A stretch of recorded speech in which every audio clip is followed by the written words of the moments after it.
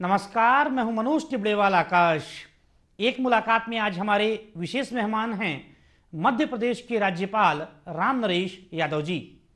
1 जुलाई 1928 को आजमगढ़ में जन्मे राम नरेश यादव जी बेहद विनम्र और मृदुभाषी व्यक्तित्व के धनी हैं। राम नरेश यादव जी उत्तर प्रदेश के मुख्यमंत्री भी रह चुके हैं। आज हम इनसे तमाम सवालों पर बात करेंगे। राम नरेश जी, आपका स्वागत है हमारी खास पड़तालिक मुलाकात में। बहुत बहुत धन्यवाद। बतौर राज्यपाल मध्य प्रदेश में आप किन बातों पर फोकस कर रहे हैं? मेरी दृष्टि ये रही है कि संविधान की हम लोग शपथ लेते हैं और शपथ के आधार पर संविधान की मर्यादा की रक्षा किस प्रकार से हो और प्रदेश में जो सरकार है उस सरकार से तालमेल बैठा करके कैसे विकास की गति को तेज किया जा सके, क्योंकि मेरा काम है सरकार जिन कामों के बारे में कुछ समझती है कि मेरी आवश्यकता है, मैं उसके अनुरूप जितना भी संभव हो सकता है प्रयास करता हूँ। और विशेष रूप से मेरे मन में एक बात रहती है कि हर काम में पारदर्शिता होनी चाहिए, ईमानदारी रहनी चाहिए और समय पर सारा काम ठीक हो जाना चाहिए, कहीं पर किसी तरह की कठिनाई न हो, भ्रष्टाचार का नामो निशान न रहे। तो इस आधार पर मेरा कार्य करने का ढंग है और मैं उसी आधार पर लगा भी रहता हूँ। आप बतौर राज्यपाल मध्य प्रदेश के विश्वविद्यालयों के पदेन कुलाधिपति भी हैं। शिक्षा के स्तर को सुधारने के लिए क्या कुछ किया जाना चाहिए? मेरी इस संबंध में विशेष सोच ये है और अभी मैंने उसी कड़ी में जितने कुलपति हैं उनका सम्मेलन भी बुलाया था। समन्वय समिति के नाम से है, मैं उसका अध्यक्ष होता हूँ। सारे यूनिवर्सिटी के वाइस चांसलर्स आए थे। मैंने उनसे पहली बात तो ये कहा कि जो शिक्षा का सत्र है वो ठीक ढंग से चलना चाहिए, सही समय पर। जैसे जो कैलेंडर है हमारा शिक्षा विभाग का, एडमिशन हो जाए सही समय पर, एडमिशन के बाद जो है परीक्षा सही समय पर हो जाए, रिजल्ट परीक्षा परिणाम समय पर डिक्लेयर हो जाए और साथ ही साथ जो है अनुशासन रहे विश्वविद्यालय में, पारदर्शिता रहे कामों में। और विशेष रूप से मैं चाहता ये हूँ कि सचमुच में शिक्षा में गुणवत्ता भी रहे और इस दिशा में कुलपति लोगों से मैंने ये निवेदन किया है कि आप लोग इस दिशा में विशेष ध्यान दीजिए, ताकि अगर ये काम ठीक हो गया तो मैं समझता हूँ हमारे जो बच्चे आज देश के भावी कर्णधार भी बनने वाले हैं, कुछ लोग विकास की कड़ी जुटने वाले हैं, उन लोगों का भाग्य अच्छा बन सके। आपने लंबा समय बिताया है राजनीतिक और सामाजिक जीवन में। आज़ादी के समय के नेताओं की सोच क्या थी और आज के नेताओं की सोच क्या है? देखिए, आज़ादी के समय में एक दूसरी लहर थी। वो लहर थी राष्ट्रीय स्वाभिमान की, स्वाधीनता आंदोलन की। और उस आंदोलन से जो लोग जुड़े थे उनका एक मिशन था, राष्ट्र धर्म था। उस राष्ट्र धर्म की पूर्ति के लिए जितना भी संघर्ष होता था वो संघर्ष करते थे और अन्याय के खिलाफ जो ब्रिटिश साम्राज्य का था उसके खिलाफ बराबर संघर्ष करते रहे, चाहे गांधी जी रहे हों, चाहे पंडित जवाहरलाल नेहरू रहे हों, सरदार वल्लभ भाई पटेल हों। वैसे तो सारे नेताओं ने गांधी जी के नेतृत्व में ही काम किया था। लेकिन आज जो है आज़ादी के बाद से कुछ स्थिति में हमारे परिवर्तन आ गया है। परिवर्तन ये है कि उस समय नैतिकता, चरित्र, ईमानदारी पर विशेष ध्यान था और इसीलिए मैंने कहा कि ये मिशन था एक राजनीति का। लेकिन आज तो एक राजनीति कुछ व्यवसाय भी बनती जा रही है और इसमें जो हमारा राष्ट्रीय मूल्य है, नैतिकता है, चरित्र है, उसका क्षरण हो रहा है। इसलिए और विशेष रूप से मैं देखता हूँ कि राजनीति में अपराधीकरण भी बढ़ रहा है, जो हमारे लोकतंत्र के लिए ज़बरदस्त चुनौती है। इसका सामना करने के लिए हर एक आदमी को तैयार रहना पड़ेगा, ये आज की आवश्यकता है। लेकिन जो आपने कहा कि राजनीति में धन बल और बाहुबल बढ़ता जा रहा है, इसे कैसे रोका जाना चाहिए? इसको रोकने के लिए एकमात्र तरीका ये है कि हमारे जो विद्यार्थी हैं, हमारे जो प्रोफेसर्स लोग हैं, टीचर्स लोग हैं विश्वविद्यालयों में, इंटरमीडिएट कॉलेजेस में, इन लोगों को बचपन में से ही, शिक्षा काल में ही राष्ट्र की राजनीति के बारे में जहाँ पर उनको परिचय कराना चाहिए, वहीं पर स्वाधीनता संघर्ष से जुड़े हुए लोगों के चरित्र को भी उनके सामने रखना चाहिए, ताकि वे भी चरित्रवान बन सकें। और जब चरित्रवान बन सकेंगे तो निश्चित रूप से सब लोग लोकतंत्र की रक्षा के लिए एक प्रहरी के रूप में काम करेंगे और काम करते करते वो दिशा में अंकुश लगाने का काम कर सकेंगे। और राजनीतिक दलों का भी दायित्व है कि आपराधिक चरित्र वालों को किसी भी कीमत पर टिकट नहीं मिलना चाहिए, ये भी ध्यान में रखना होगा। और हमारा जो इलेक्शन कमीशन है उसको भी ध्यान में रखना पड़ेगा कि जो आज बहुत खर्चीला हो गया है उसमें भी, हालांकि अभी तो संभव नहीं है, लेकिन मेरा विचार ये है कि जितने कैंडिडेट हों उनको इलेक्शन कमीशन की तरफ से भी आर्थिक सहायता चुनाव के लिए मिलनी चाहिए, तब ये पर अंकुश लग सकता है। भ्रष्टाचार के सवाल पर सड़क से लेकर संसद तक बहस छिड़ी हुई है। आजकल भ्रष्टाचार को रोकने के लिए कोशिश भी की जा रही है, लेकिन पर्याप्त सफलता नहीं मिल पा रही है। कारण क्या है? गांधी जी व्यक्ति पर विश्वास करते थे, उसको धुरी मानते थे, और वो कहते थे कि अगर व्यक्ति ठीक है तो समाज ठीक है, समाज ठीक है तो राष्ट्र ठीक है। जब राष्ट्र ठीक रहेगा तो ये जो सारी चीज़ें आ रही हैं, विद्रूपताएँ हैं, विसंगतियाँ हैं, उससे मुक्त मिल सकेगी।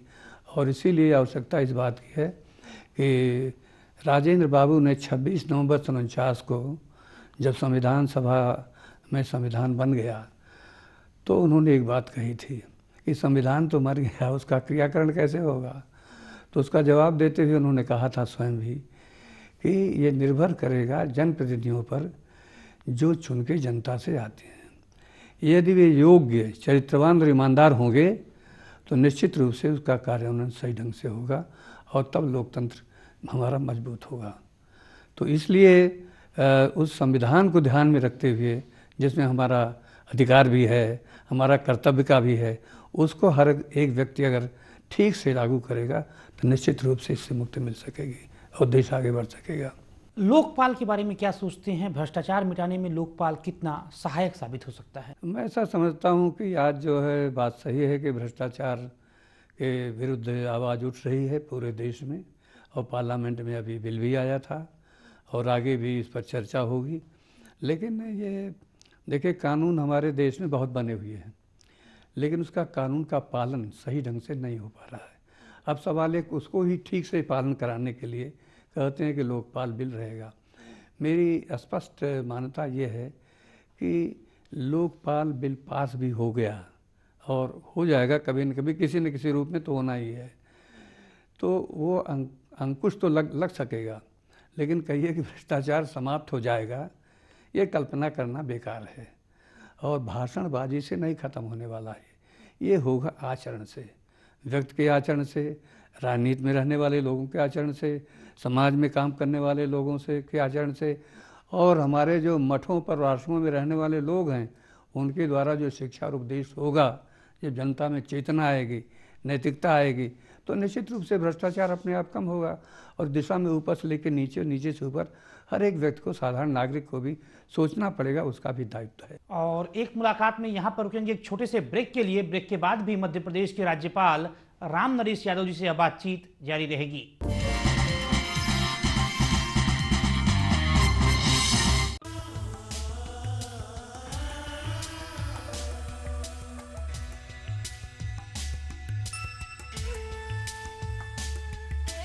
क्यों बढ़ रही हैं स्वास्थ्य समस्याएं?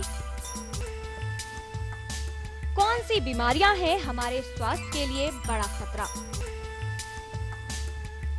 कैसे हो बचाव इन बीमारियों से? कैसे करें हम एक स्वस्थ समाज का निर्माण?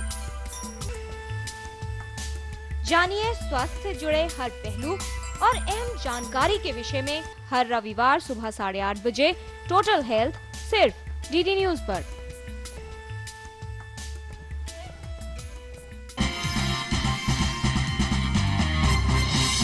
ब्रेक के बाद एक बार फिर आपका स्वागत है। एक मुलाकात में आज हम बात कर रहे हैं राम नरेश यादव जी से।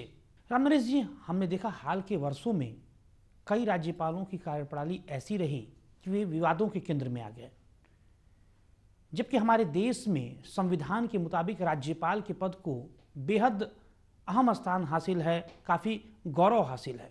ऐसा क्यों होता है? देखिए, हमारा संविधान है, संविधान में राज्यपाल की व्यवस्था है, और राज्यपाल बनने के पहले संविधान का शपथ लिया जाता है।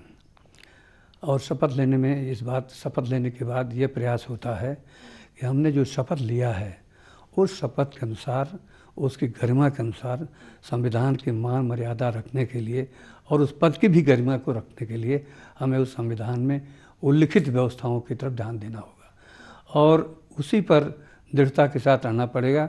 मेरा जहाँ तक मानना है, अगर कोई भी व्यक्ति किसी भी पद पर हो, अगर संविधान में वो लिखित व्यवस्था के खिलाफ जाता है तो उचित नहीं है। और इसीलिए मैं समझता हूँ हमारा यह कर्तव्य है कि हम उस संविधान की मर्यादा की, गरिमा की रक्षा करने का जितना भी कार्यक्रम हो सके करें, यही हमारा दायित्व है। और इस दायित्व का निर्वाह करने के लिए हर एक राज्यपाल को, और जो कहीं भी किसी पद पर है, उसको तैयार रहना चाहिए। तभी हमारा लोकतंत्र मजबूत होगा और हमारा जो संवैधानिक ढांचा है, फेडरल स्ट्रक्चर है, वो स्ट्रक्चर भी हमारा मजबूत होगा। आप खुद उत्तर प्रदेश के मुख्यमंत्री रहे हैं और अब मध्य प्रदेश के राज्यपाल हैं। राज्यपाल और मुख्यमंत्री के कामकाज के बीच में मूल अंतर आप क्या पाते हैं? प्रश्न ये है कि मुख्यमंत्री तो प्रदेश का होता है और सारी शासन की व्यवस्था उनके हाथ में रहती है। बिल पास होगा विधानसभा में, निर्णय लिए जाएंगे, जो कुछ होगा उसके कार्यान्वयन करने का अधिकार और कर्तव्य जो है वो मुख्यमंत्री में और उसके मंत्रिमंडल में निहित है। और इसके बाद तो कार्यपालिका है जो उस निर्देश का पालन करती है। राज्यपाल का पद है, गरिमामय पद है, संवैधानिक पद है। उस पद की मर्यादा के अनुरूप तालमेल बैठा करके जितना भी हो सके कार्य को और आगे बढ़ाने के लिए तत्पर रहना चाहिए। और जहाँ तक मेरा सवाल है, मैं उस बात पर लगा हूँ, हमारा और वहाँ के मुख्यमंत्री से कोई इस संबंध में सरकार से जितना भी संभव हो सकेगा मैं भी मदद करने के लिए हमेशा तत्पर रहता हूँ। क्योंकि जब तक दोनों के कार्यप्रणाली में सामंजस्य नहीं होगा तो अच्छा नहीं होता है। तो फिर उस समय तो एक टकराहट की स्थिति रहती है, वो कभी नहीं आनी चाहिए। और वही मर्यादा है उस पद की, उसकी गरिमा की। आपके अनुभवों के आधार पर जानना चाहेंगे कि आज हमारे देश के सामने कौन कौन सी बड़ी चुनौतियां हैं? आज तो देखिए, गांधी जी ने अहिंसा और सत्य और अहिंसा का इस्तेमाल किया था और उसी के आधार पर सत्याग्रह करने का काम किया था। अपने उस युवक के रूप में जिस तरह से शुरू किया था, आज हमको उनसे प्रेरणा लेनी चाहिए। और प्रश्न ये है कि आज है हमारे यहाँ आतंक का, हिंसा का और भ्रष्टाचार का और नैतिक और चारित्रिक मूल्यों का ह्रास का है। इससे निपटने, यही है चुनौती। इस चुनौती का सामना करने के लिए, और ये है एक और भी है, ये हमारी जो नौजुवकों के सामने रोज़गार की समस्या है, यह भी समस्या है, गरीबी की समस्या है। तो ये समस्याएं सब चुनौतीपूर्ण हैं। लेकिन जब तक देश के अंदर चुनौती नहीं रहेगी कोई, तब तक देश का जो नायक होता है, जिसको हम लोग कह सकते हैं कि राष्ट्र का भाग विधाता लोकतंत्र में मानते हैं, प्रधानमंत्री हो, राष्ट्रपति उसके ऊपर हो, तब तक देश का कल्याण नहीं होता। इसलिए इन चुनौतियों का मुकाबला करना बहुत ही आवश्यक है। ये हमारी विशेष चुनौतियाँ हैं। बहुत बड़ी बात आपने कही कि रोजगार नहीं है पर्याप्त मात्रा में। बड़े पैमाने पर नौजवान जो है MBA और MTech करने के बाद भी बेरोजगार पड़े हैं, कोई काम नहीं है, जिससे मुझे लगता है कि अपने राष्ट्र की प्रगति में ये भी एक बहुत बड़ी बाधा है। इस समय उसका कारण ये भी है कि जब रोज़गार की समस्या होगी तो जो पढ़े लिखे नौजवान हैं, जिसकी चर्चा आपने किया कि ये लोग फिर जहाँ पर कि उनको अच्छा साधन मिलेगा, अच्छा पैसा मिलेगा, वहीं पर भागने की कोशिश करेंगे। और यही कारण है कि विशेष रूप से लोग विदेशों में जाने की तरफ, इंजीनियर्स हैं, डॉक्टर्स हैं और जितने आपके मैनेजमेंट के लोग हैं भागे जाते हैं। तो हमें सरकार को भी चाहिए कि कुछ इस तरह की व्यवस्था हो ताकि जो हमारी पीढ़ी निकल रही है, युवा पीढ़ी जो कभी कभी निराश होने के वातावरण में आ जाती है, उसे निपटने के लिए कुछ ऐसी व्यवस्था करे ताकि अपने देश के अंदर ही उनको काम मिल सके और उससे विकास की गति में उनका भी योगदान हो सके और हमारे देश की आमदनी भी बढ़ सके।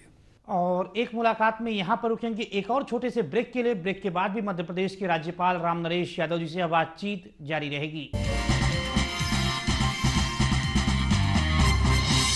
कल की सुर्खियां, आज की होने वाली घटनाएं, देश और दुनिया का हाल, उपलब्धियां जो होंगी बेमिसाल, राजनीति, वाणिज्य, मनोरंजन और खेल की खबरों की समीक्षा। कैसे करें आपके नए दिन की शुरुआत जो आपको रखे स्वस्थ। देखें हमारे साथ नया सवेरा, जब हम बोले भारत और दुनिया को सुप्रभात।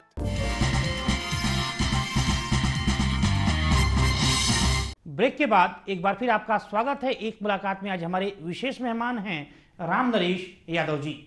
आपके जीवन पर सर्वाधिक प्रभाव किसका रहा है? पहले तो देखिए, सर्वाधिक में जब बात आती है तो माता पिता का पड़ता है। मेरे माता पिता बहुत ही सात्विक थे और साधारण व्यक्ति थे। उनका मेरे जीवन पर सबसे पहला प्रभाव पड़ा। इसके बाद मेरे जीवन पर आचार्य नरेंद्र देव, जो समाजवाद के पक्के प्रणेता थे उस समय के, डॉक्टर राम मनोहर लोहिया का पढ़ा, और फिर हमारे डॉक्टर राधाकृष्णन जी थे यूनिवर्सिटी में, उनका भी पढ़ा, मदन मोहन मालवीय। इन लोगों का मेरे ऊपर, मेरे जीवन में बहुत बड़ा प्रभाव पड़ा था। और जो मेरे जीवन में मैंने जो सीखा है, सादगी और चरित्र की बात, वो इन्हीं लोगों के जीवन से सीखा है। और चाहता हूँ कि जो श्रेष्ठ जीवन के रह गए हैं उसमें भी इसी तरह से मैं अपना आचरण करता रहूँ। देश की नौजवान पीढ़ी को आप क्या संदेश देना चाहेंगे? देश की युवा पीढ़ी पर देश का भविष्य निर्भर है। इसलिए मैं चाहता हूँ कि हमारे युवक चरित्रवान बने, नैतिक मूल्यों के प्रति निष्ठा रखें, जो हमारे आदर्श और मूल्य रहे हैं उनके प्रति वो लोग समर्पित भावना से काम करें, और सब स्वार्थ से ऊपर उठ करके राष्ट्र को सर्वोपरि समझें। जब राष्ट्र को सर्वोपरि समझेंगे तो निश्चित रूप से देश हमारा आगे बढ़ेगा। और यही मेरा संदेश है कि जागो, उठो, अपने कर्तव्य पथ पर अग्रसर हो और जीवन में नैतिकता और चरित्र को ला करके देश को सामने रख करके सारा काम करो। यही मेरी आज के लिए नवयुवकों के लिए संदेश है। आप ग्रामीण पृष्ठभूमि से उठकर ऊपर आए हैं। हमारे वहाँ गाँवों में आज भी स्वास्थ्य सुविधाएं पर्याप्त मात्रा में नहीं हैं। इसके लिए क्या कुछ किया जाना चाहिए? इसके लिए तो ये जिम्मेदारी सरकार की है। जैसे हमारे हॉस्पिटल्स हैं, उसमें डॉक्टरों की कमी है, दवाओं की कमी है, गरीब बेचारा जाता है, उसका इलाज नहीं हो पाता है।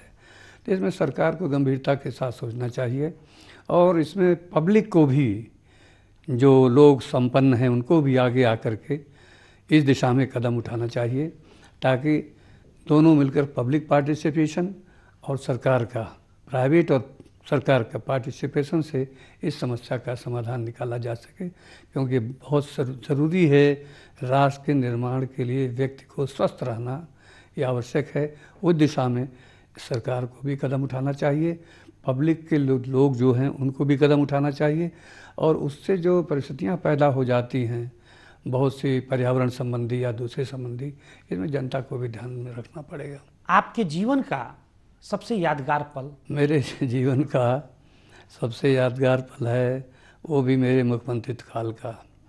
वो है कि मेरे समय में इंडियन एयरलाइंस के वायुयान का अपहरण किया गया था। 2 लोगों ने, सज्जनों ने अपहरण किया था, और किस प्रकार से रात भर 12 बजे से लेकर दिन भर रात भर जाग करके मैंने प्रयास किया कि इसमें जो हमारे 225 या 220 इतने जो हमारे यात्री थे, कैसे उनके जीवन की रक्षा हो सके।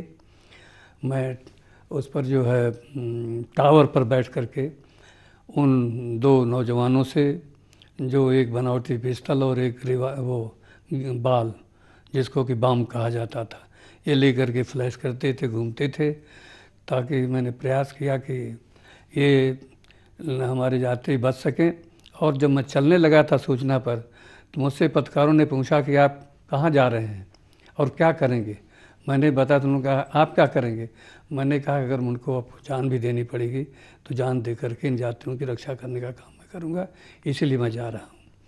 और मेरे पास प्रधानमंत्री का फ़ोन आया कि यहाँ से कमांडो भेजे जाएं। मैंने कहा नहीं, मुझे देख लेने दीजिए। चौधरी चरण सिंह जी माननीय, वो गृह मंत्री थे, उन्होंने कहा कि मैं कमांडो भेज देता हूँ। मैंने कहा अभी भेजने की ज़रूरत नहीं है, मैं जब विफल हो जाऊँगा तब आप भेजिएगा। लेकिन होते होते सुबह मैंने इतना कर दिया कि उन लोगों को सरेंडर करना पड़ा और यात्रियों को बाहर आना पड़ा, और फिर हमने उनकी व्यवस्था की। मेरे जीवन का सबसे बड़ा यादगार दृश्य और ये पहलू रहा है। राम नरेश जी, आप ग्रामीण पृष्ठभूमि से आते हैं, किसान देश की रीढ़ हैं। कृषि और किसानों के बारे में कुछ सुझाव देना चाहेंगे? मेरी मान्यता बराबर रही है जो बात आप कह रहे हैं कि किसान इस देश की रीढ़ है, और आज भी मैं जानता हूँ। और मैं आपको एक घटना की याद दिला रहा हूँ मैं राज्यसभा का मेंबर था। हमारे प्रधानमंत्री जी थे पीवी नरसिंह राव जी आदरणीय। यूरिया का दाम बढ़ने जा रहा था। पार्लियामेंट्री पार्टी की मीटिंग बुलाई थी उन्होंने, मैं भी उसमें मौजूद था, सेंट्रल हॉल में मीटिंग थी। उन्होंने इस प्रश्न को उठाया, लोगों से रिएक्शन जानना चाहा। मुझसे रहा नहीं गया, मैंने एक चिट भेज दिया और बोलने के लिए। उनका अच्छा बोलिए यादव जी। तो मैंने कहा कि वही वर्ड कह रहा हूँ, किसान इस देश की रीढ़ है। इस देश की रीढ़ पर अगर हथौड़ा चलाया जाएगा तो उसकी रीढ़ टूट जाएगी, फिर किसान खड़ा नहीं हो सकता। मेरे लिए किसान प्यारा है और अगर ये बढ़ता है तो जब किसान मेरा प्यारा है तो मुझे राज्यसभा की सदस्यता प्यारी नहीं है, मैं इस्तीफा दे दूँगा। मैंने यहाँ हिंदुस्तान ने लिखा था, Yadav mister Yadav threaten to quit Rajya Sabha, पूरी हेडिंग फ्रंट पेज पर। तो किसान के बारे में हमेशा सोचता रहा हूँ और अपने शासनकाल में जितना मैंने किसानों के लिए कर दिया था, शायद ही कोई मुख्यमंत्री सोचेगा। आज भी मुझे इस बात का गर्व है। तो इसलिए उस पृष्ठभूमि के रहने के नाते, गांव से निकलने के नाते, एक खपड़र के घर में रहने के नाते मुझे आज भी सारी चीज़ें वो समझ में आती है। इसीलिए मैं अपने जीवन को भी उसी रूप से ढालने की कोशिश करता हूँ। जी बहुत बहुत धन्यवाद राम नरेश जी, दूरदर्शन से बातचीत के लिए अपने व्यस्त समय निकालने के लिए। बहुत बहुत आपको भी धन्यवाद कि आपने भी समय दिया। तो ये थे मध्य प्रदेश के राज्यपाल राम नरेश यादव जी, जिनसे हमने तमाम सवालों पर बात की। अगले सप्ताह आपसे फिर मुलाकात होगी ठीक इसी समय आपके अपने लोकप्रिय कार्यक्रम एक मुलाकात में देश की एक और बड़ी हस्ती के साथ। तब तक दूरदर्शन की हमारी इस पूरी टीम को दीजिए इजाजत। नमस्कार।